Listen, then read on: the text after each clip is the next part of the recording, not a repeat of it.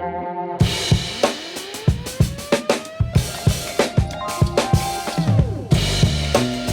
right, welcome again to a new episode of the KewCast. We're getting close to 40 now, Eddie. Almost a full year into it, John. Yeah, I was. You had an interview. It's going to be coming out soon, so we'll put a link to that in the description. I think it's coming out today. Okay. But Matthew, the same guy that interviewed me and Chris and Braden and a lot of the paddle reviewers, he also writes for Pickleball magazine. Did a little piece on you, Eddie, which I found very entertaining and fun to read. So good times. We'll put that up. Why did I bring up Matthew? Is there anything in there that surprised you that you didn't already know about me? You told me about your dad being in the CIA before. Yeah. But that one was a little more detail to that. So that was really cool to read. And then Matthew reached out to me and asked a few questions. Hopefully, I just submitted those this morning. I was late, but hopefully he'll put those in because I know a couple of things about you that I don't think anybody else does. Any of our listeners do. So hopefully. Well, thanks for setting that up, John. It was kind of fun. Yeah, well, he reached out to me, so I think that'll be a fun interview. But yeah, how was your week? Good, except for walking into your house today to record this podcast. We just had like 4 or 5 inches of snow, and I had all these bags, and I kind of slipped in the snow and jammed my tooth up against the car door. Oh, your tooth actually hit the car door? So I don't know if you can see anything, but is there a huge gap in my mouth? You're not bleeding? You seem to be okay? Okay. Whew. That would add character, though, if you'd lost a tooth. Yeah, you'll be hearing from my attorney. It's public street, man. How about you? No, I've just had a busy week. You know, I'm trying to figure out this balance of being able to work and do other things as well. But my work now is everything that I love. So, playing pickleball, messing around with paddles, recording videos, editing videos. So it's natural for me if I don't have anything else to do, just to work around the clock. And it's not the best for my health, I would say. Does it feel like work sometimes, though? I mean, there are times when, when I'm adding arrows to the radar chart on the video editing it's a bit tedious. That I've done for 1 million times over, and that gets a bit tedious. But let me tell you, as an archaeologist, I am used to doing tedious work, sitting there picking at something with a dental pick and a little brush, for hours and hours, and getting down about 1/4 centimeter a day for an excavation of an important site, So I'm used to it. But like I said, love all this stuff. I've got to be able to shut off occasionally. I'll wake up at 3 a.m. and be like, did I say that in the video? I'm going to go check and then turn on all the lights, it's not, John, your mind never rests. Well, I did make a funny blooper, though, in the last Gearbox video I posted yesterday. And you can see, so if I don't get enough sleep, it's rife for errors in my videos. The worst one was the Yola Gen 3. I stayed up all night to record that and edit it. And there was, the chart that was uncharacteristically sloppy of me. There were misspellings, and the radar charts had the wrong data and stuff. But anyway, the video for the Gearbox is solid. But the last part of the script I was writing late at night, I was talking about our performance in the PPA Worlds because I was using the Gearbox Pro Ultimate Hyper, and me and JJ from JJ's Pickleball played, and we got bronze. And I even wrote it in the script because it was midnight when I was finishing the script, that we got silver. For some reason, that made sense in my mind at that time. And then I recorded it, was editing it, and got it all finished, and put it up on YouTube, went and took a nap at 10 in the morning. And I woke up immediately. I was like, did I say silver? We got bronze. Did I say silver? And I went and looked at my script, and it said silver. And I was like, what is, my mind doesn't work when somebody's going to call you out on that, right? I put it as the first comment and penned that comment that I made a mistake. So, and I showed pictures of us standing on the podium. Clearly there's a number 3 on us, and our medals are bronze. But yeah, that was a fun video to make, and I loved testing that paddle because that was something that I actually recommended when I did the review of the Ultimate Elongated. I was like, yeah, it's improved, but I would love to see this in a wide body shape. I think we've all been waiting for it. Yeah. Yeah. I don't know how you do those videos on at all, much less zero sleep. Clearly it takes a toll. But yeah, it's been a busy week. That's mostly what I've been doing. And now I'm trying to transition my brain to holiday. Thanksgiving is coming tomorrow. Yeah. And I've got to go shopping. I'm going to do the whole turkey stuffing. I'll do my giblet gravy that my Let's grandmother's. not do that again. That's what all my family says. I'm the only one that eats it. Michelle's going to do the cranberry sauce and the pie and the sweet potatoes. All right. Yeah. All right. Well, let's jump into this episode brought to us by Pickleball Blue Book. Yeah, title sponsor this week again. As Pickleball Blue Book. I will put up our 1970s. Did you ever have an office job where you had one of those? I had office jobs, but never with one with a nameplate badge. Yeah. How about you?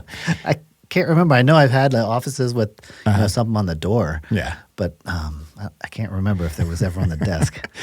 Yeah. Well, Pickleball Blue Book, it's a place to go enter your paddle and evaluate your paddle for private sales. So if you want to sell your paddle to a friend or on Craigslist or wherever, you can go to Pickleball Blue Book, they have most paddles in there, enter the model, and then the condition, similar to Kelly Blue Book for cars, and it'll give you an estimate for what the price would be selling person to person, given the condition that the paddle's in. And that's so. Are there tiers of condition, like just poor, average, good condition? So it's like mint. It's new, unopened, and then mint condition, and then like average and fair. I think is the bottom. And fair is like a used paddle that is still usable. You know what I mean? So that's just our friend Zach always comes to mind for some reason. Zach that plays his paddle for a year or so. That Invicta, I think he played for 2 years almost. There wasn't any branding left on the paddle. It was so worn He down. was so reluctant to get rid of that, and then he finally did, and I convinced him to get the Ronbus Pulsar. At the time, that was my latest review, and he got that. And he's still playing with. No, he just finally switched now to the Spartus Apollo. So he put down the Spartus after having the Rhombus 3 Ronbus paddles for a in year. 4 years. Yeah, he's an outlier in terms of. I'll say so. Yeah, people who he's a 1%er, but not in a good way. But hopefully he could use this service. Exactly. Now to sell it. Yeah. And they're not in the business of buying your paddles for the price they give. They are affiliated with a retailer called Get to 11 at get211.com. And if you do want to trade in your used paddle, they'll give you 20% off of a new paddle. So that's that. Thank you, Pickleball Blue Book. I was thinking of gathering a bunch of old paddles together and making one of those epoxy resin tables. Mm-hmm. Oh, that would be cool. Just kind of interlocking them a little bit and then pouring epoxy over the top. Yeah, I like that. A couple pickleballs in there. Yeah, do a table, do a bench. Yeah. Out of pickleball paddles. There you go. Very cool. Some outdoor furniture. Yeah, I like it. And then if you do donate your paddle to Get to 11, or trade it in, not trade in, but get a trade-in percentage, they do donate those. That's so awesome. They don't turn around and sell it. Very nice. Alrighty, let's move on to latest news and gear gossip. So UPA-A, there's some news surrounding UPA-A this week. They sent out a list, apparently an email only to pro players. And I haven't seen this yet, but it's been chatted about on different podcasts. But it's a list of companies that have already certified their paddles through UPA-A or have entered the certification program, right? Because it's ongoing. And there are two notable exceptions. Did you read these notes yet? Nope. Okay. Go for it. So do you want to guess? So there are two out of all of the 30 or so companies that are sponsoring pros. Okay. There are two that are not buying into the system. Well, it's not Yola. Nope, Yola's in there already. Right. It's probably not Selkirk. That's not in it or in it? Selkirk is going to be in it.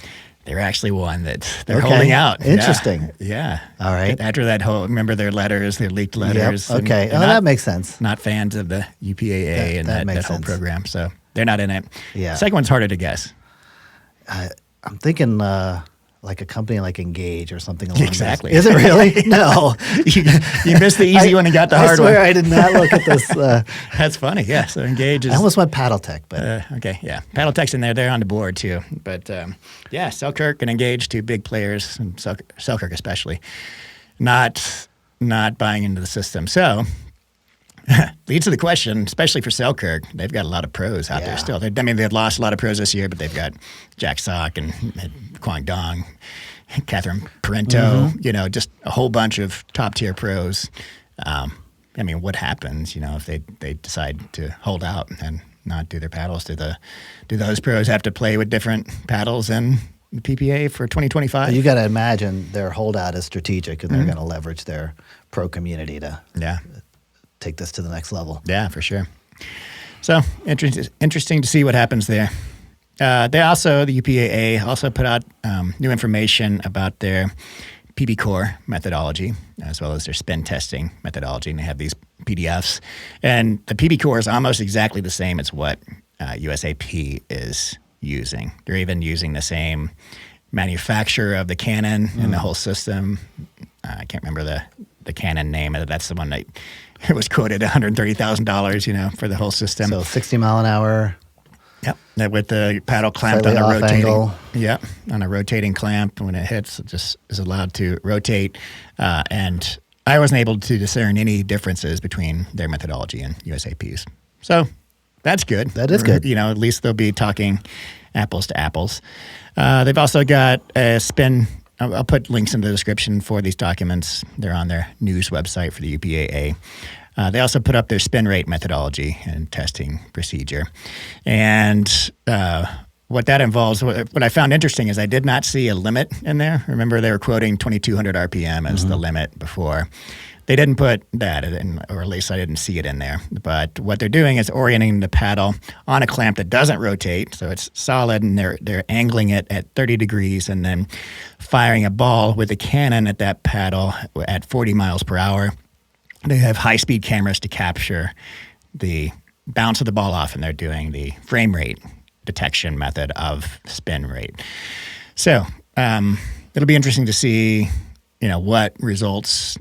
I don't know if it's going to be public, probably not, but I would love to look behind the scenes and see what different paddles are getting and how those compare to what. So how will they decide what's in spec and not in spec? They're going to define a limit, I suppose, once they are. Okay, so there will be a limit, just we don't know that it's going to be 2,200. Right. I imagine it's going to be much lower, because I can't imagine shooting a ball at 40 miles per hour at a paddle oriented at 30 degrees is going to generate much spin at all. Probably less than 1,000. That's my intuition, but who knows? I mean, because who knows? Because when I do my spin testing, I'm doing serves, and I really crank at the serves. But I've also noticed, because I'm getting real-time information back from my Stalker 3S radar gun, it's Bluetooth to my phone, and it's showing me the speed and RPMs as I hit it. Before I was blind until I did because I was doing it with the camera. I didn't know what the spin rate was until I came back and started looking at the footage. So now that I have real-time data, I kind of mess around with the serves, and I've noticed I don't really have to hit it as hard as I can, with that sweeping motion going up, as much as focusing on the sweeping motion going up. So sometimes I'll get 2,300 RPM with a 40 mile per hour serve, and 2,300 RPM with the same paddle with the 50 mile an hour serve. So it leads me to believe, okay, maybe, cranking on it as hard as you can is not the key to getting speed. It's getting that angle and the brushing correct. That makes sense. So who knows? Maybe it'll surprise me in this 40 mile per hour ball being shot at the 30 degree. A paddle may produce comparable results to what we're getting as paddle reviewers. So interesting to see that development. I've also got more Black Friday deals. So this has been ongoing for 3 weeks. I'm glad I started this 3 weeks ago, because there have already been some sales that have come and gone, and then they're going to go up again, and things developed pretty quickly with this. So a couple of new ones to talk about here. So we've got Carbon, so you can use the John Q code to get 20% off site-wide from now until December 2nd. Proton's having a pretty huge sale. So I haven't been able to figure out if it's only on the Proton website or if Pickleball Central is also doing it for Proton. But they're doing a Black Friday sale, which started today and is going to go until December 1st, where you get $100 off every paddle, plus a free bag when you buy a paddle. That's pretty sweet. Yeah. So big sale from Proton. If you've always wanted one of the Series 1 paddles, now's your chance. Bodie, so they had a one-day sale using Stackable with my code last week, and it was 30% off with the Stackable code. And they sold a lot of stuff, not with my code, but just in general, right? And then I reached out to Bodie again. I'm like, hey, a lot of people are lamenting that they've missed that one-day sale. You think you're going to have another? He's like, I don't know if I have the stock, but he's going to do another sale starting 2-day sale from November 28th to 29th, where it's just one code. I'll put the link in the description to my guide. It's 30% off with that code. It's going to be his remaining inventory, basically. Gotcha. So grips and Yep. tungsten tape and all the stuff he makes. He also makes sleeves. He sent me some sleeves, and I haven't been able to play with them much, but so far so good on those. He's continually expanding his product line. Also, Briotti reached out and said that they are doing for new customers $40 off plus an additional 10% with stackable code John Q. For returning customers, I forget exactly the deal, but it's not a stackable code, but you get like $50 off accessories and a certain percentage Great off. classes. Fantastic. Yeah. So go check out the guide. I'll put a link in the description. So you're right. We've been talking about this for 3 weeks now. But all these things, people don't have to necessarily, although we would like them to, look at the last 2 videos. Right. But they can just go right to your website. It's all there on JohnQPickleball.com. Yeah. Yes, for sure. good stuff. Okay. Happy shopping, folks. Yeah. And so I may be putting up the interview I had with Connor last week, Connor Pardo, head of the head of the PPA. And last week, some events happened that they didn't want me to post the interview yet because we talked about some things that may be changing. So anyway, those things did not change, and Okay. they gave me the green light to publish the interview, but I don't have the video and audio from their end yet. Hopefully they get it to me before tomorrow. So if I do get that, I will put in the Connor Pardo interview right now. Perfect. So next segment, we're going to talk about the paddles we keep coming back to. We haven't. So I've been hitting with so many paddles for reviews, because this is the craziest time of the year for new paddles hitting the market, that I haven't had a main since the Chorus Shapeshifter. You've been right there with me in terms of the drinking from a fire hose with paddles, right? But nothing new this week, so we have a little bit of breathing room. We got a little breathing room, so I thought this week we'd talk about, okay, when we're not hitting a paddle that I'm testing for a review, or that you're helping me, on this podcast to review, what do we keep coming back to? That's a great question. Yeah. I like it. Yeah. So where do you want to start? Do we have a cap on this, or? No, I want to hear all your thoughts. So let's start with you, Eddie. All right, I've got a couple options here. One is I call it my bad day paddle, when things just aren't going right and I need something that is just consistent that I'm familiar with. You already brought it up. It's the Shapeshifter. Okay. Yeah, so it's at this point, Oh, it's getting pretty aged. Yeah. But there's just days when nothing's working for you, or just not enough is working for you. Right. And sometimes you just need old trusty to go back to, something that you can rely on. And that's a good point. It reminds me of I think it's in the mental game of tennis. There's one kind of technique you use when you're feeling tight on the court, and it's just to kind of let your body take over. And it's just like, all right, so autopilot take over. It's some phrase, I forget the exact phrase, but anyway, it's just like, get out of your head, just get back to your core. Yeah. That's what that paddle is to me. Sometimes it's just like, okay, I'm in my head about the Ripple or whatever power paddle I'm using. I'm getting too many pop-ups. And paddle, take over for me. Exactly. Let's go to the And Shapeshifter. we've been reviewing a lot of really poppy and powerful paddles lately. And that starts to mess with your mind a little bit, because you're thinking, okay, can't hit an out ball here. Everything seems to be either at the baseline or maybe a little bit out, and I'm going to have to dial it back in order for me to be successful today. And once you start thinking that way, you're tight, and it just makes everything worse, right? Yeah, trying to do simple math in your head as you're coming up to the kitchen. Okay, 70%, 60%. Exactly. Yep. It doesn't work. No. All right. So there's my old trusty dusty, right? The Shapeshifter. There's a paddle that is maybe a little bit unexpected, and that is when I want to just have some fun with spin, just to bend the ball and just go for those really curvy shots. And that is the Body Helix series. I think a lot of their paddles are really spinny. This is the one I bring out from time to time.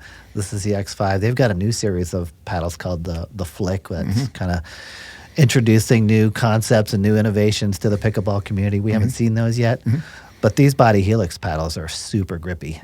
And one especially. when you want 3 or 4 feet of bend on a ball, that's the one you want to turn to. Is that still holding up for you grit-wise? Oh, yeah. This started, oh yeah, that's still feeling. And you can't even see ball marks on that particular paddle. Super gritty, yeah. Neat, yeah. If you remember, they had a kind of a lasered, black border here, and they've since gotten rid of that. I love this clean look that they have now. That does look better. And I just got an email from Fred saying they're sending us the Flicks. Yeah. They're in the mail, so. Kind of an interesting concept, the Flick Plus. Mm-hmm. Did you read about that? Yeah. Yeah, so it's like their experimental line of paddles that are not USAP certified. But yeah, just for the people who want to have fun in the community, a little bit larger size than what is legal, but it could be a lot of fun. Yeah, it'll be fun, and also it'll help them with R&D in a way that they don't have to pay that exorbitant PB Core fee for every new paddle. Right. Yeah. We'll definitely get into that once we receive this. Okay, I've got two more that are really sort of the cutting edge that we've seen lately that have really become my favorites. And this should be no stranger to anybody at this point. I still don't have a V to play with, but I've been going with the S. It's well broken in at this point. I think it's reached a kind of a ceiling as far as power goes. Okay. But it's probably the best feeling paddle that I've ever played with in terms of ball strike goes. Agree. Give us the scoop, though, Eddie, on how much did your firepower increase with that being fully broken in now? Not a huge amount. I would say, it's hard to put a number on it, but 10 to 15%. That's pretty significant, though. So maybe because the gearbox, I did the calculations on it, and I thought similar, like maybe 10, 15%. They actually only increased 5 to 6%. So from a brand new gearbox, Pro Power, to the broken in one, that's only 6%. So I imagine that's much less. So like in terms of paddles, where would you put it when it started, comparison versus where it ended? Yeah, so if I had to describe it with words, I would say it started in the all-court region and has gone from that to all-court leaning power. Okay. But not power yet. So at beginning, dead center, all-court, maybe comparable to the Shapeshifter in terms of firepower. Yeah. And in ending, what paddle would you compare it to?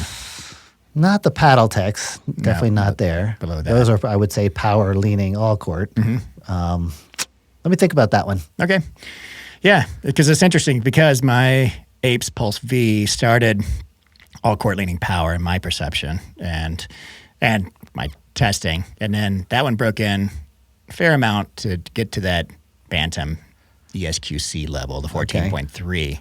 But that does seem to be a rare occurrence. I know it happened to Matt's Pickleball as well, a couple other people, but most people are experiencing a lesser break-in. I mean, the break-in is there in terms of the forgiveness and it becoming more, a bigger sweet spot, softer, more dwell time. But the power doesn't increase as much as my Pulse V did for most people. And it's just like you experienced.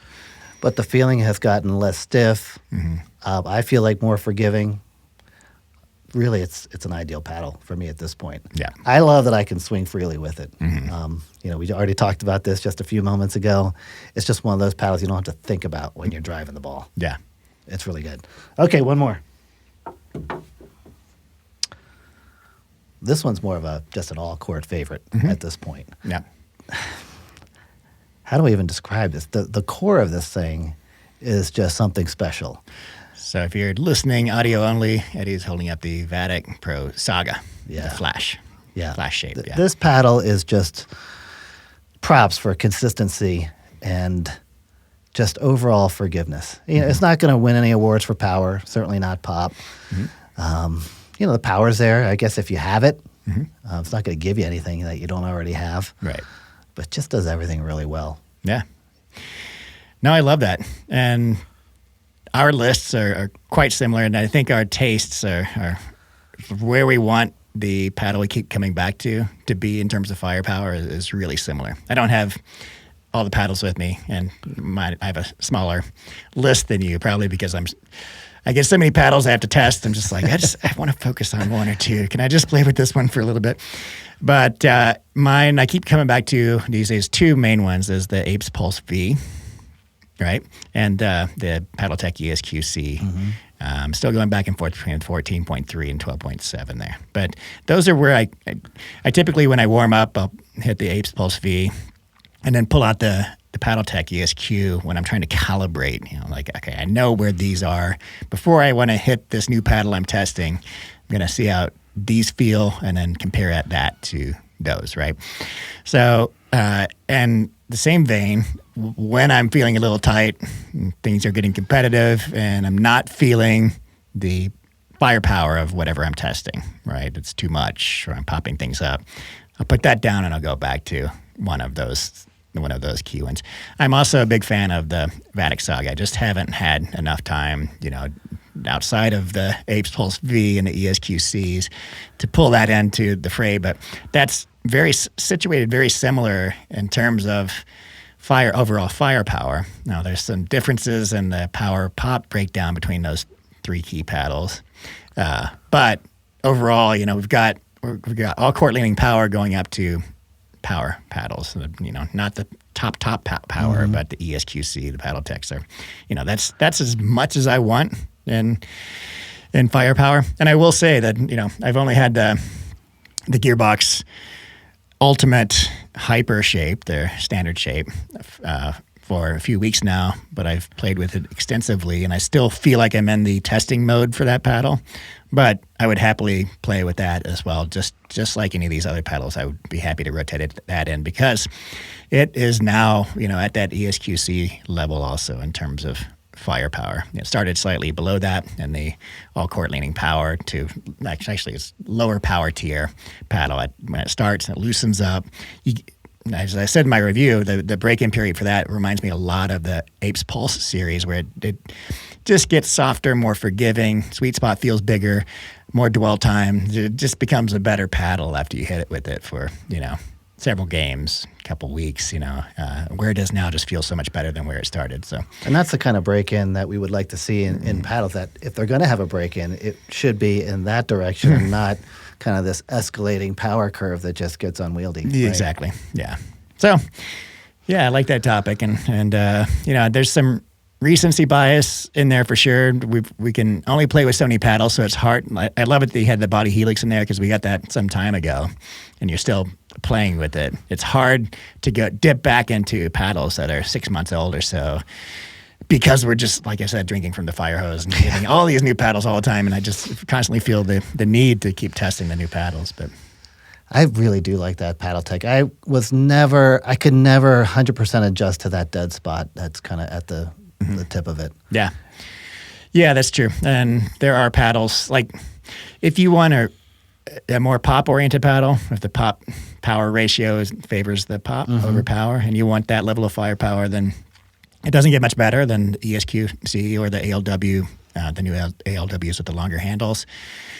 But that's kind of niche, and it's like, I feel like the Gearbox Ultimate Hyper it's the same shape as the ESQC, but it's on the opposite end of the spectrum in terms of feel.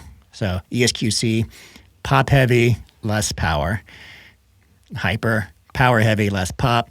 Hyper is very dense and more head heavy. The ESQC is a hollow feel, very lightweight. Sure, yep. So those are kind of like, they feel totally different, and they're great in their respective zones, right? Each of them serves really well, and if you want top hand speed and a more hollow feel, then the ESQC is clearly a choice. If you want a denser paddle and a shorter, wider paddle that hits more like a elongated paddle because the sweet spot's higher, then the Hyper is your choice. So, these kind of fill in all these gaps for me in terms of what I really like in paddles right now. So for whatever it may mean to our listeners, the last time either one of us played competitively or even slightly competitive was at that sort of friendly tournament we had with Mario. Mm-hmm. You played with the Gearbox. Mm-hmm. I played with the Vatic. That's true. I think that tells a story right there. It's true. And we did great. Yeah. Well, I did great. I don't know about you. It's always the case. Well, those are our favorite paddles right now. You want to jump into some other of our favorite things? Yes. I love this new segment, or this segment for this particular podcast, and this was your idea, Eddie. So it's the holiday shopping season, so we thought we might help a few folks out with some of our favorite things. So if you're looking for that gift-giving idea for your favorite pickleballer, might want to draw from this short list of of favorites. Or not so short list. And my list is not confined to pickleball related gear. You know what? I wish I ventured knew out. you were going there because Okay. I could have pulled out all kinds of stuff. Okay. I love it. Electronics and Oh yeah, home appliances. I'm and- going there. I'm going there.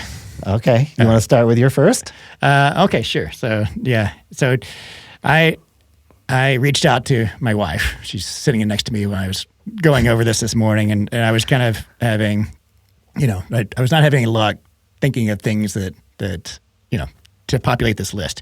And she knows me better than myself when it comes to some things. So I was like, Michelle, what are my favorite things outside of pickleball? And she's like, well, let me give you a list. And she gave me a list. All right. So first thing, my lovely wife, Michelle.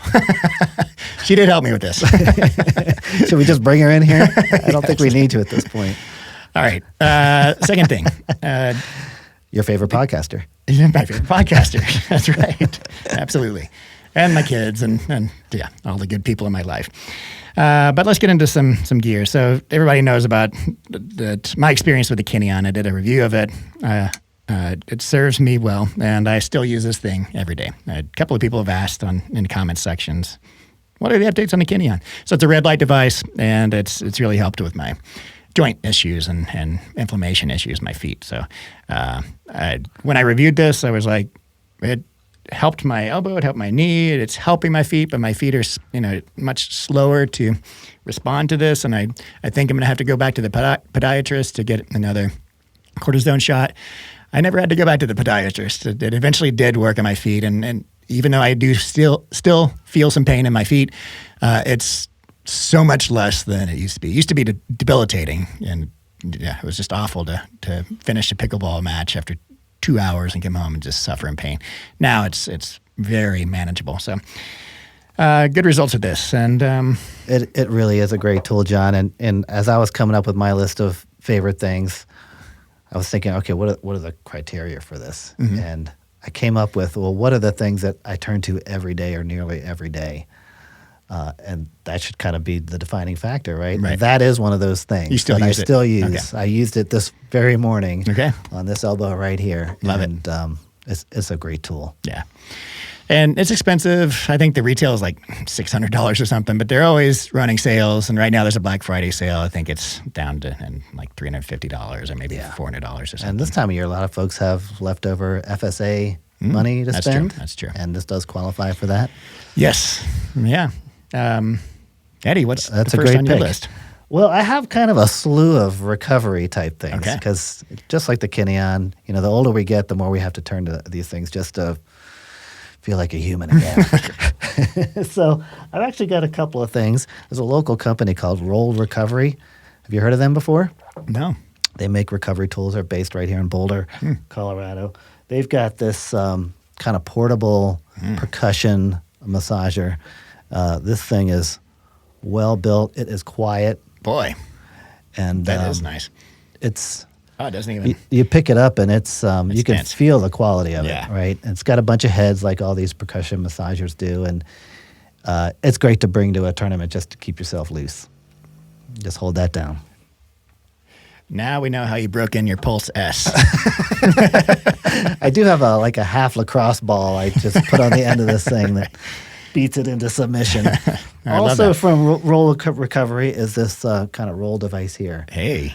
And Okay. for legs, arms, just to keep the blood flowing, to Uh-huh. keep the muscle tissues kind of soft and pliable. So Okay. this has adjustable resistance, and you can use it on your Love that. arm Yeah. or your leg all the way up into your backside, and it's quite a nice tool. That is. Again, very you cool. can feel the quality of it. Oh, yeah.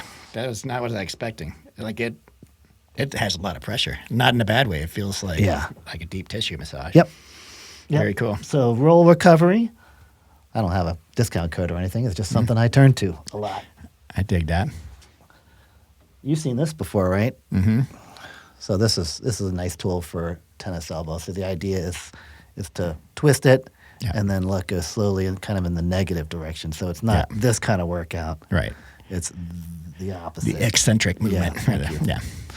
A lot of words to say one thing, right? But this does help my tennis elbow. I don't know if you've ever used this before. You know, our friend Paula, when I was suffering with tennis elbow years ago, She brought this one time to Pickleball Food Pub and was like, here, try this. She just whacked you over the head with it? She's like, idiot, smack.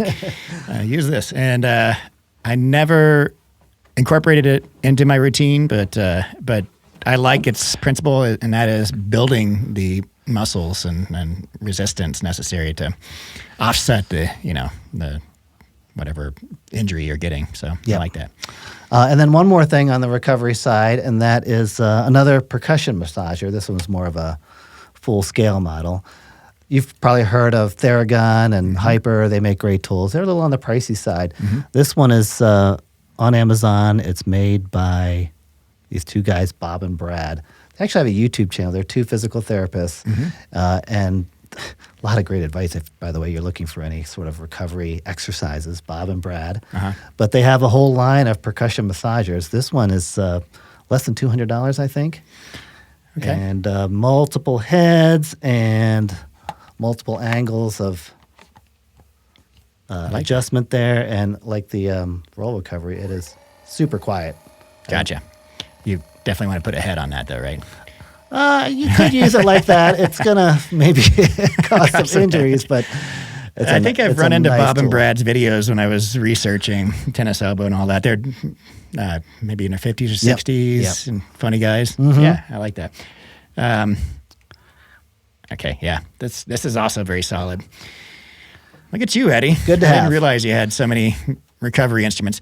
I'm good. I love that, the roller thing. There you go. I think I'm going to pick one up. What's it called? It's from Roll Recovery. I think they just call it their roller. But Yeah. I mean, looking at that, I would be like, phew, that's a bit bulky and probably not what I would want to spend money on. But if it's reasonably priced, that felt really good just rolling it up my arm. It's called the R8 Plus. Okay. What's the price of that? You know what? I'll look that up. Okay. I don't have it off the top of my head, but like for calves and thighs, quads, that was hammies. excellent. That's feels like getting a massage. It's Right? fantastic. Yeah. Yeah. Breaks up that scar tissue as well. Excellent. All right, back to you, John. Okay. And just like a trigger warning for people that want like exact levels of science and these are things we like, right? I'm going to get into supplementation later. Okay. That's like people, so it turns people off, a lot of people, to hear about supplementation. I'm not advocating you pick up these supplements. That'll be in a minute. But anyway, here's another kind of thing that seems a little bit out there, but has been helping me. And this is the Muse headband. So this is Muse makes a couple of EEG headbands. This is which model is this? The S model. This one really intrigued me because you can wear it to sleep and it will give you more sleep information than you've ever had with a watch or anything, a ring or anything else, because it actually is an electroencephalogram. It measures your brain waves. It also has a heart rate monitor. And it's really cool to like go to sleep with this thing on, and you literally just put it over your head like a headband. It measures all your brain waves. It gives you heart rate. It tells you when you're in deep sleep. And I did compare it to my Apple Watch, and the stages of sleep, REM, deep, and everything is really closely aligned. But this gives you such more detailed information than you get with the watches and the rings. So like the delta brain wave tells you about deep sleep, theta, which is dreaming and deep relaxation, alpha, which is the relaxed and calm state, beta, active thinking and problem solving, and then gamma, brain waves for hyper brain activity and like learning. So it gives you a breakdown of all those. You can isolate just one and see where it correlates with your sleep patterns and all that. So that's one thing, one use of this. The other is it's been helping me stay consistent with my mindfulness meditation. And you can put this on. They have an app with like a deep library of meditation programs.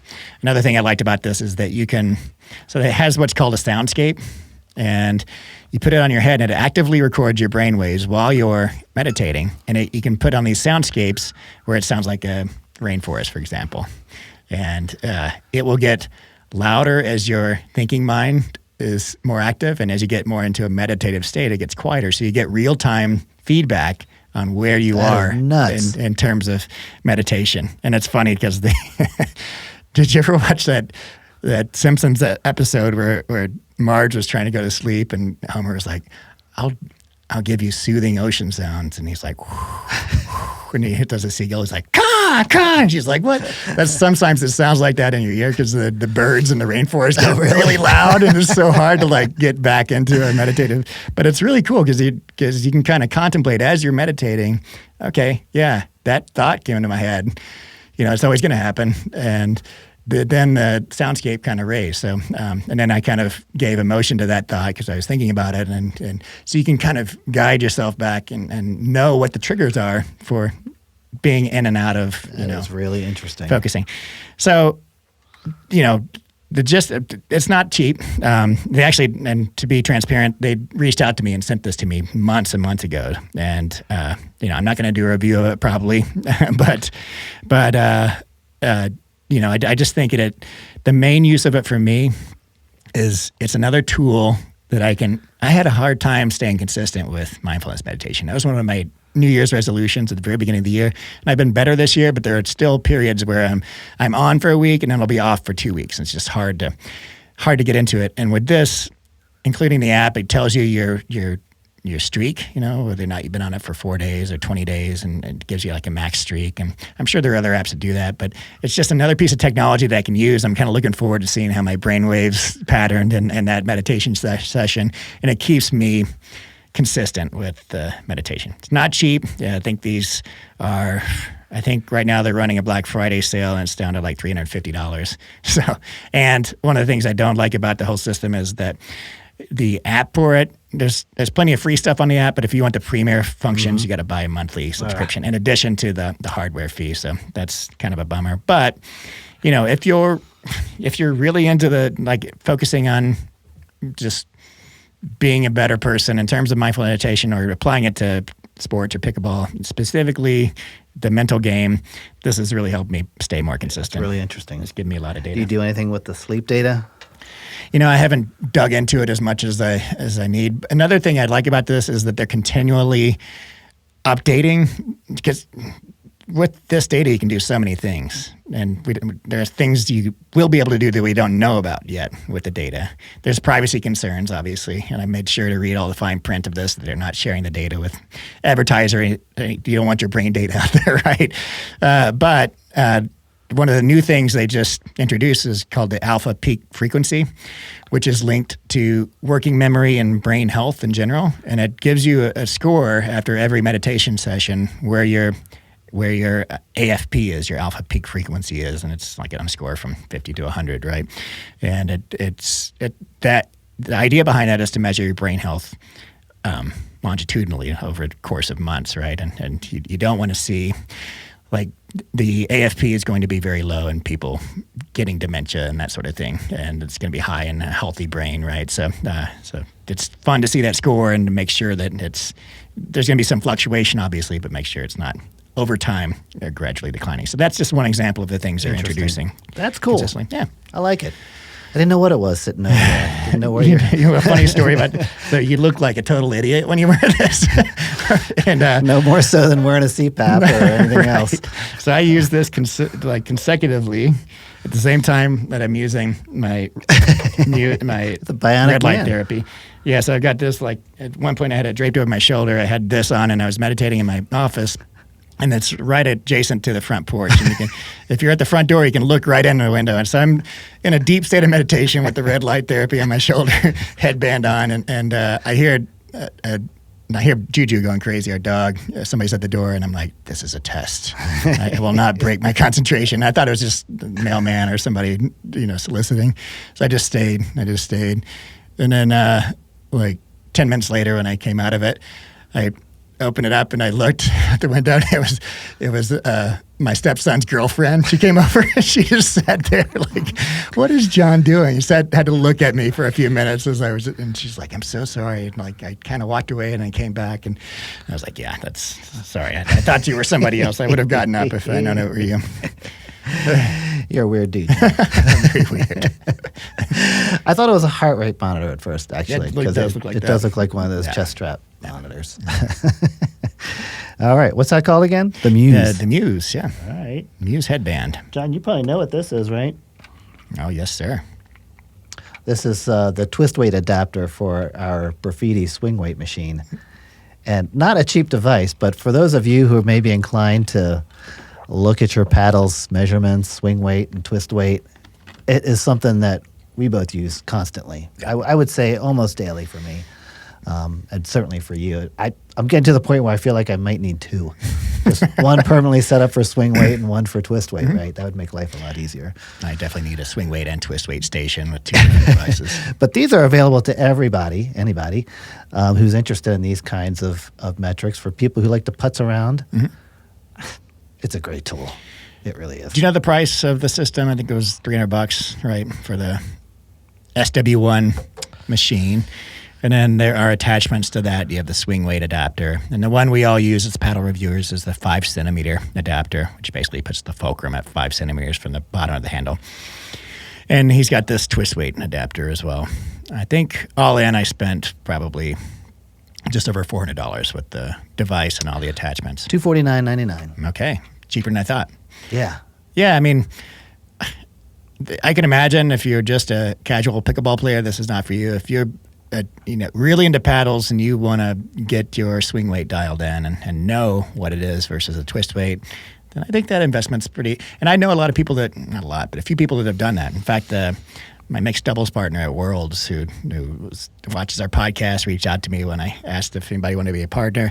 Christy, she just texted me in one of their paddle reviewer, I think, in a thread and said, "Hey, I just made the plunge and I bought the Graffiti SW1 and all the attachments because I want to know."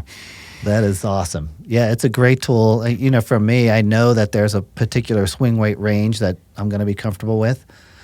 And I'll try and add weight to a paddle to maximize the twist weight, but stay within that swing weight range. And so this tool is just perfect for that. So I'll kind of half stick on weights until I get to that point.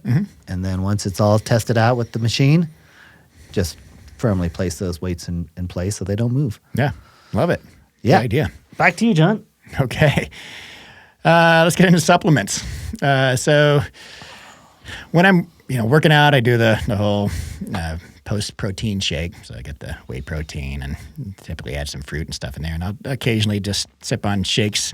So I do a lot of supplementation, but also I have a lot of nootropic supplements that I take. So, and what's that? For brain health. Yeah. So for cognitive functioning. And so I take lion's mane mushrooms. You can get those in pill form. You can get all these on Amazon. Just, search them up. Curcumin, which is the spice, basically, the Indian spice. And there's a ton of brain and heart effects. Omega-3 fatty acids, particularly DHA, is super healthy for the brain. A good balance of DHA and EHA, EPA, I forget the other long-chain amino acid. But like flax seeds, for example, have a lot of omega-3s, but they don't have a good balance. There's not much DHA in there. So to get that DHA, fish oil is fine. I go high end and I get the krill oil. You can get the krill oil at Costco. It's not cheap, but I think it's like $20 for a bottle of 90 or something. And that's really rich in DHA. That's super healthy overall for cardiovascular and for the brain. And then some more esoteric supplementation I use for the brain, which would be acetyl L-carnitine. Think of how to say this. I read it, never said it. Phosphatidylserine, and phosphatidylcholine. I looked at, those are in some brain supplementation. I think like Alpha Brain uses that. And I looked those up, and there's good scientific evidence, not exact science, not like we can predict this with 100% certainty, but there's for like working memory, those two supplements are quite useful. And the amount that you get in the mixed brain health supplements like Alpha Brain isn't enough, or isn't as much as what these studies were showing. So if you go to Amazon, I'll let the dog out here. Juju is another person I'm grateful for. another Juju's really at the top of the list. She's at the top of the list. But yeah, if you go to Amazon and look up phosphatidylserine and choline, you can get those cheap on there. That's it for brain health. I also use probiotics, lycopene for various health reasons, and vitamin D3. So, John, how many pills are you taking a day? So I got these little coffee cups from Saudi Arabia. Literally, the Saudi coffee comes in like these little shot glasses. So I fill that thing about half full of pills, and I sit there with breakfast, and I'll just take a bite of omelet, take a sip of the pills, and wash that down. So yeah, it's a lot. All right, we need some video of that. Sure. All righty. Good stuff, Jim. What's next on your list? How about some pickleball related things? Okay. All right. So we've got, oh man, these Brioti glasses. I wish I didn't wear prescriptions because these are so comfortable and the contrast for pickleball is just stunning. So sometimes I will wear contact lenses just to have these on. And, they're fantastic. These and the new carbon glasses that we talked about are some of my two favorite just over-the-counter non-prescription lenses. Yeah, I'm right there with you. Brioti and the new carbon glasses are the ones I wear on the court consistently. And we've talked about overgrip from time to time. These booties are, what is that, 100 pack? I've got a couple of these. I just, I go through grips like crazy, probably 2 or 3 a week on various things. Yeah. These are great to have. I like the density of these. I like the grip of these. They're not that expensive. They're a little bit spongier than my actual all-time favorite, which are these Super Grap, the Yonex. I was just about to ask if you were a convert now to Bodhi, because you have been a Yonex Super Grap. Yeah, these for some reason are harder to get and more expensive, but I use both of these interchangeably. I honestly prefer the Bodhis over the Yonex Super Grap, and that says a lot because I use this since I first started using those 2 years ago now, the Yonex. I've loved those and didn't like any others that I tried for various reasons. And the Bodhi have taken the top spot for me. Okay. Yeah. What is it about them that you like better? They are a little tackier and they're more absorbent. I never thought I'd say that about the Yonex because they absorb sweat really well, but I've never gotten to the point where my hand was too sweaty on the Bodhi. Yeah. It just holds on. I got these as a stocking stuffer, I think last year, and probably my favorite gift of the day. I mean, it doesn't take much to make me happy, but yeah, a good fix on the paddle handle certainly is one of those things. I like it. All right, John, what do you got? I got a few random stuff. How about this one? So you and me are both fans of good coffee. And got to grind it daily. Exactly. Right. So I used to do the thing where I'd grind, a quarter pound and stick it in a glass jar and put it in the shade or even the refrigerator. But no matter what, it's going to lose its flavor over the course of days. So the best cup of coffee is a fresh ground bean cup of coffee. So I've played around with different electric grinders. I even have suffice it to say that I was looking around at hand grinders because I thought, that would be kind of nice to take a moment in the morning and kind of, tune everything else out. It's kind of in line with meditation, right? Just kind of focus on the moment. And then pressing a button, grinding, our days are so busy, right, that we try to save as much time. This is the one exception where I was like, as the water's boiling, I'm going to just take a moment, stare out the window, and grind my own coffee. So the brand of this is called Kew A. Now you can get ones that are like $300. This one I think was $40 or $50 on Amazon, and it serves it well. It comes in 5 different grind settings from coarse to espresso level, and I've got my pour over. It's like a ceramic and glass Japanese pour over device, and I'll press the button on my kettle to get the water boiling. Put 3 tablespoons in here, and it this thing does not grind it very fast. I've counted it. It's like 240 rotations to grind up those 3 tablespoons. Sounds about right. Yeah, and but it's just kind of nice to take that moment and having the fresh ground coffee. It makes me happy in the morning. There's a brand called Kew. I think it's Kinu, and they make probably the highest end manual grinders out there. And I've had my eye on it for a long time. I can't bring it in me to spend a couple $100 on a hand grinder, but that seems excessive. That would be a bucket list item, I think. There we go. There is something therapeutic about just that simple motion. Just the intention. I'm going to have a nice cup of coffee. To be involved with transform it. Something from one state to another state is fascinating. It is there's a tactile pleasure you get with just the feeling of that coffee grinding. Okay. We could call that pickleball adjacent. Can we play without coffee? I can't. I can't do that, no. Sadly, no. You got a big thermos over there, too. Yeah, I do. So this is a Stanley thermos with monogrammed with John Kew, and I did not do that myself. I'm not that is vain. Nice. But thank you to David, the owner of 11624 paddles. He sent this to me, and he sent it to all the paddle reviewers that have reviewed his paddles, and just as a thank you for. And this was not, pre-organized, or I never expected to receive this, but I love this thing. like I have a thing for like really solid, nice, water containers, and this has been sitting beside my desk. I'm too scared or shy to take it out, like to the pickleball court. John Kew. With the big That's a bit over the top. Yeah, but it's a fantastic present. And yeah, if they're interested, this thing keeps water cold for days. It's pretty crazy. How much for the John Kew model? They're going to sell 2 of them if they go out on public with them. What do you got next? I love it. Well, I work from home in the basement. But there are just times when I need a couple of minutes break and I just want to whack a ball around.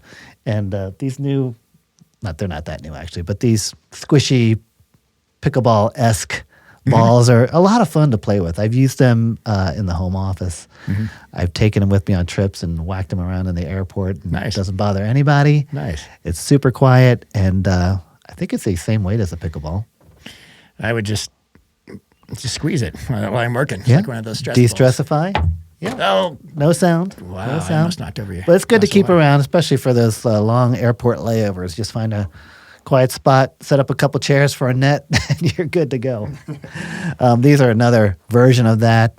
Obviously much smaller than a pickleball, but they're soft and fun to play with. Have you seen these? Oh, they're soft? Yeah. No, these aren't I'd like to try these because the training balls I played with are hard and they're like ping pong balls and you can just to volley back and forth in the kitchen is dangerous. Yes. Those suckers. No, that one one's came out yeah, 100 keep miles that an hour.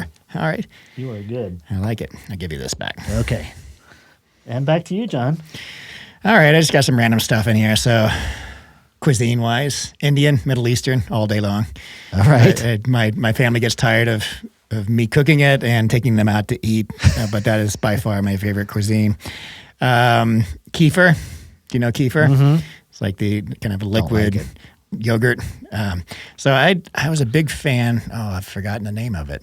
But throughout the Middle East, they have a liquid drinkable yogurt, and it's more mild than kefir. Kefir is like a Asian version of the Middle Eastern equivalent, and it's tangier, tartar. And I'll still use it because that's all you can get here. But I wish they sold.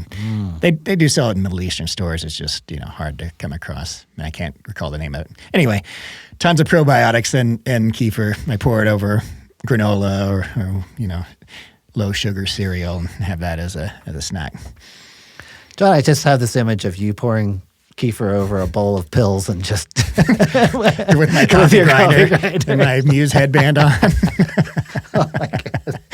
You don't want to see my personal habits in the morning. Oh, They're wow. very quirky. This is why we don't room together when we travel.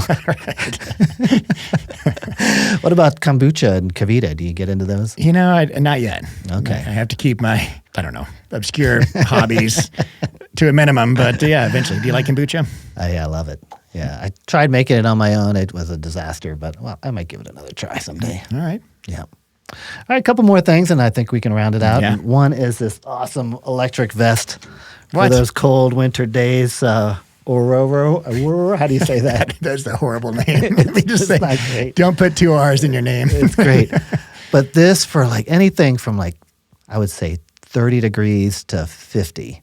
Variable levels of heat. And of course, with pickleball, you want to keep your hands free, right? But an electric vest is it really actually has a nice. battery in there? Yeah. Okay. It's not that heavy. Wow.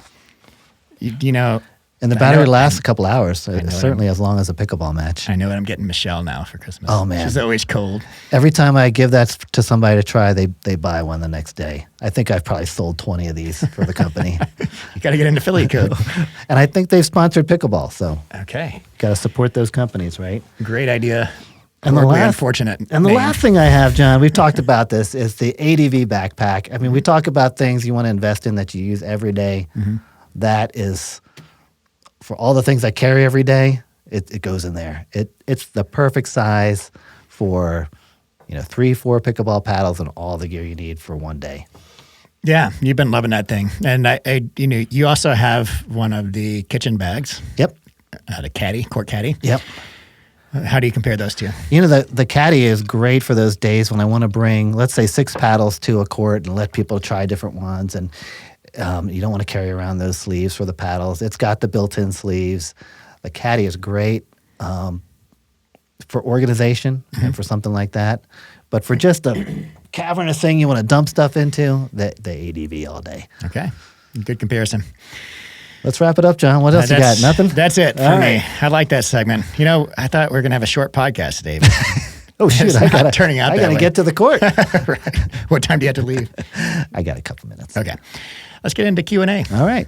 All right. Do you want to ask the first question, or you want me to? Go for it. Okay. This one is from Kevin Dong Pickleball. For what it's worth, okay, so this is a comment, not a question, and he's responding to our last week's podcast where I mentioned that I've been stuck at a DUPR level of 4.2 now for a year or more. And Kevin writes, for what it's worth, rating deflation does seem to be a thing.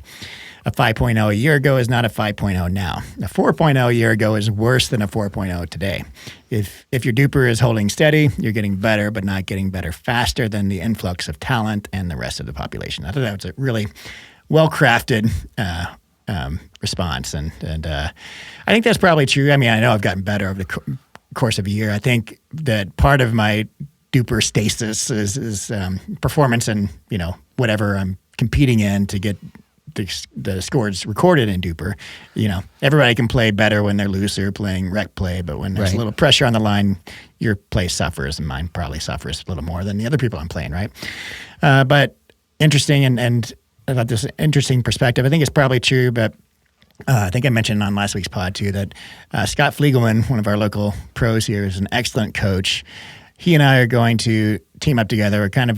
This is kind of in the works. I've got to come up with kind of a mission statement, and I think he's on board with it though. And I kind of want to have a segment where I'm trying to get to like 4.5 level. A lot of people do this. Chris Olson's done it, and some other people. But it's not about me, but me as a relatable person at a 4.0 level, trying to get to that next level and break out of this plateau that I've been in. So he's going to help me with that. And one of the things we want to do is like get DUPR's input on how to maximize their system, right? And we could ask DUPR, for example, is rating deflation a thing? And I'm sure it is, but it'd be good to get their perspective on that too. If you feel like you're competing and doing well, but still losing in 4 or 5 tournaments, that's likely to not be very good for your score. But I would argue that you're still competitive at a 4 or 5 level, despite your win-loss record. Yeah. Yeah. Just in general, you're speaking. Yeah. Totally. And I think the best way to get better faster is to play people better than you. So, if you're consistently medaling in 4.0, even if you're not getting gold, then I think it's time to start competing in 4.5. Yeah. I've competed in 4.5, and I've actually got a couple of bronzes in 4.5, mostly due to my partner. But yeah, to me, it was a lot more. It was fun to see that diversity, because there are things people do in the 4.5 level that they don't do in the 4.0 level, and it's much more predictable in the 4.5 level. You know what you're going to get. In 4.0 level, you could get people banging at you at 100 miles an hour, or people that don't know how to dink, or people that dink amazingly. So it's much more inconsistent at the 4.0 level. So I would be interested to hear some more thoughts on that. But for me, it's not about optimizing my DUPR or my rating in general, whatever system you may use. I want to do what's best for me in terms of a competitive situation. I want solid, top quality games, regardless of the rating and the outcome. I've always enjoyed that your perspective on your score. You don't care. You're out there to I'm sure that you love the competition. That's not the issue, but whatever score is attached to your DUPR has never mattered to you. In fact, your DUPR is way lower than it should be. I was just looking at that the other day, looking back at some of our past matches, and I was like, no, Eddie is way higher than well, same for you, John. I'm not even sure what your DUPR is. It's 4.2, yeah. Yeah, and that's been that way for you're a 4 or 5 all day, I would say. I mean, it is what it is, and I've never really cared about it too much either, but I do think that it's going to be, I think a lot of people do care about it, rightfully. Like, it's not a bad thing to care about your DUPR. And I think that it'll be interesting content, and it's just something that does bug me that hasn't changed in a year. So that I'd kind of like to see it improve, and I think it's good content for somebody with a 4.0, which I think is probably close to the mean of the bell curve of everybody playing pickleball. What tips and techniques can help them, and how to look at the DUPR and maximize your strategy. If your goal is to get your DUPR up, then there are strategies to get that done. Some underhanded as well, but we won't discuss those. But one strategy is not to play with a different pickleball paddle every game. Is that not the case? Or every point. I'm going to put this one down and get a better paddle between points. Exactly. All right, here's another question from Paul and Morgan. Oh, by the way, yeah, I looked up Paul and Morgan. They've got 160,000 subscribers. Oh, that's like 10 times what we have. I think they're husband and wife, and they do like a blog sort of thing. I was like, holy cow. About pickleball? No, okay. Something else, but I think they've got a ton of subscribers. Well, that's good. Maybe they'll follow us and bring their subscribers with them. Give us a shout out. Yeah. All right. I'm a 4.8 DUPR and always been more of a control player, and they're using the Ripple. Mm-hmm. Like it a lot, but my dinking has suffered, and the balls tend to pop up a bit. It's only been 2 days. Do you recommend sticking with the Ripple? I think that's a good question, and the Ripple is rife with controversy right now. I think we were the first to talk about it on last week's podcast, and this week everybody else is talking about it and had the same experiences. Anyway, we'll get to that in a second. But to his question, I assume it's his. I think this is Morgan out of the Paul and Morgan. He's a 4.8 DUPR, control-oriented player. He's having a hard time with the Ripple, but he's only played with it for 2 days. Mm-hmm. I'd like to hear your thoughts on. This is a paddle that's probably going to take a little time for adjustment. So I would say 2 days is not sufficient. Mm-hmm. A, because it's a different kind of paddle than a control player would normally pick, right? It's definitely more on the pop power side. Mm-hmm. But also there's a break-in period for this paddle, and 2 days is not going to get you to that break-in point. So for sure, I think it's a bit premature to give up on it, but it is a different kind of control that's necessary. If dinks and blocks and resets are kind of your game, mm-hmm. it takes a level of control, and maybe 4.8 is about the right number, I would say, for wielding this thing. Mm-hmm. It's different though. It's not like dinking a Lux or something like that. No, for sure. I mean, I'm going to assume he's talking about the beta Ripple, the first batch that we were sent that came in, as a power paddle, but not crazy power like we're getting from the most recent ones we got. Those are another story. Like, another story for another day. But for Morgan's situation, I would say that, 2 days is not enough, but also play to your strengths. He didn't say which paddle he had been using. So if he's coming from a Selkirk Lux, for example, or a Vatic Prism Flash, and jumping to that level of power, skipping over so many other paddles in between, I don't think is a good idea, especially if your strength is your control game. I do think there's some merit in playing to your strengths and not focusing on your weaknesses. Now, pickleball is becoming more of a power game. Look at new pickleball, Guangdong, some of the newer pros are getting a lot of benefits from playing more powerfully and hitting these power shots. But if that's not your strength, I don't know if the Ripple is the right paddle for you. Again, assuming the beta Ripple. However, if you are good at power, you just don't have the paddle to get you there, then I think the Ripple is an excellent option because it is one of the more controllable of the elite power paddles. But you're going to need more than 2 days to work with it, to dial it in. So here's a philosophical question as far as paddle selection goes in general. Mm-hmm. Do you pick a paddle that accentuates your strengths or kind of bolsters up your weaknesses? I'd go with the first one for sure. Okay. Like, focus on your strengths until you've plateaued on those strengths and you need to venture out of that zone. But then don't skip over 20 paddles in between your control paddle and your power paddle, kind of work your way into the arena you think best suits you. How about you between those two? Yeah, I would say the same. If you're a control player, go for that control paddle versus an extreme power paddle. Yeah. I think that's probably your best bet. Any recommendations for him if he's a control player? Let's assume he's playing with the something below the shapeshifter and all kind of right down the middle of all court paddles. What would you recommend to him? Gotta like that Pickleball Apes. I think the Pulse yeah. is enough all court to bring out the control side, but enough power and pop there to kind of make it fun. Yeah, totally agree with that one. I would also say if you really want to venture into the power category, start with like a Paddletech Bantam. You know, that's got plenty of power and pop, and it's not so over the top that you might find yourself struggling. Yep, absolutely. Good stuff. Looking forward to those 160,000 subscribers. Yes, thank you, Paula and Morgan. Yeah, so cool. That was a fun episode. I think Paul's the guy, and Morgan is. So it's Paula. Oh, it is Paul and Morgan. I was reading it Paula and Morgan. So dyslexia. Sorry, Paul and Morgan. There you go. Yep. All right, wanted to get that right. Good stuff. Happy Thanksgiving, everybody. It's been a fun show, John. Absolutely. Thanks so much, Eddie. I hope you have a wonderful Thanksgiving. All right. Take care.